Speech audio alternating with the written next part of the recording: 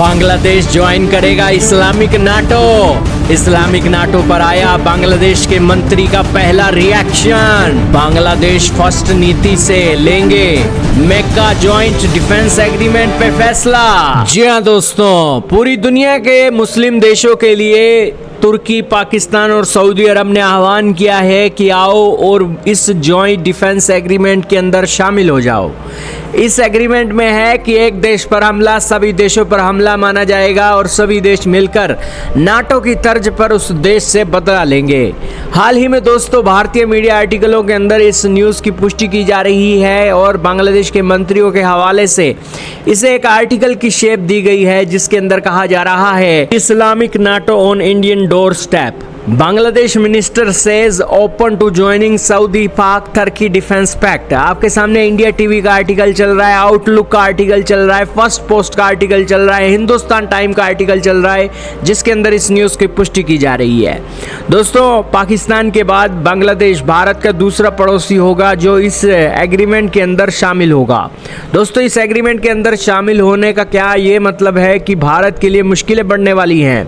दोस्तों बांग्लादेश के लिए क्या इंटरेस्ट छुपे हुए हैं इस एग्रीमेंट के अंदर शामिल होने के लिए, सारी बातें आज जानेंगे। बहुत महत्वपूर्ण न्यूज़ है, चैनल पर नए हो तो जरूर सब्सक्राइब करना, बेल आइकन दबा देना।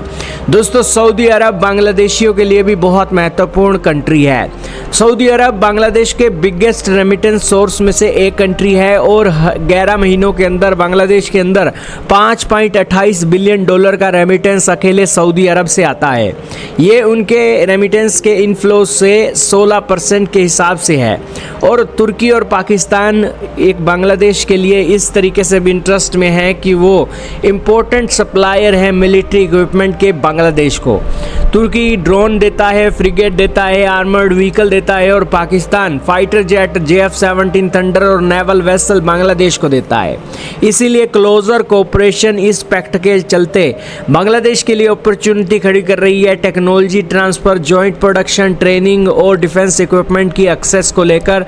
और सऊदी अरब के चलते दोस्तों ढाका की जो एनर्जी सिक्योरिटी है वो भी दोस्तों एक अच्छे स्तर पर पहुंच सकती है।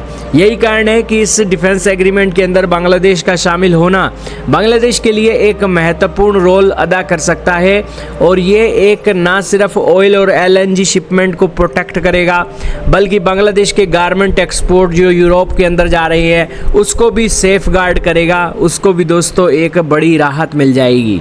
तो यही कारण है कि दोस्तों बांग्लादेश के लिए तो बहुत सारे फायदे इसमें छुपे हुए हैं। और यही कारण है कि बांग्लादेश के मंत्री आए हैं और उन्होंने कहा है कि यहाँ पर वो बांग्लादेश फर्स्ट पॉलिसी के चलते इसके ऊपर डिसीजन लेंगे कि क्या वो इस ग्रुप के अंदर एंटर करना चाहते हैं या नहीं। दोस्तों बांग्लादेश की प्रधानमंत्री तारिक रहमान जो है वो ऑलवेज बांग्लादेश को फर्स्ट गिनते हैं और उस हिसाब से फैसले लेते हैं।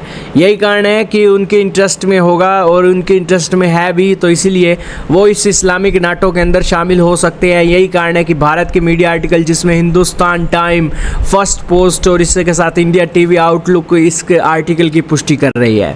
तो खैर दोस्तों ये तो अभी फाइनल डिसीजन होना है, लेकिन बांग्लादेश ने यहाँ पर हलचल तेज कर दी है अपने बयानों से कि वो बांग्लादेश फर्स्ट नीति और अपने हितों को ध्यान में रखकर इस एग्रीमेंट और इस ग्रुप के अंदर शामिल होंगे। आपका क्या मानना है, बांग्लादेश अगर इस ग्रुप में शामिल हो जाता है तो दोस्तों क्या भारत की मेहनत बेकार जाएगी? कमेंट सेक्शन में ज़रूर बताइएगा।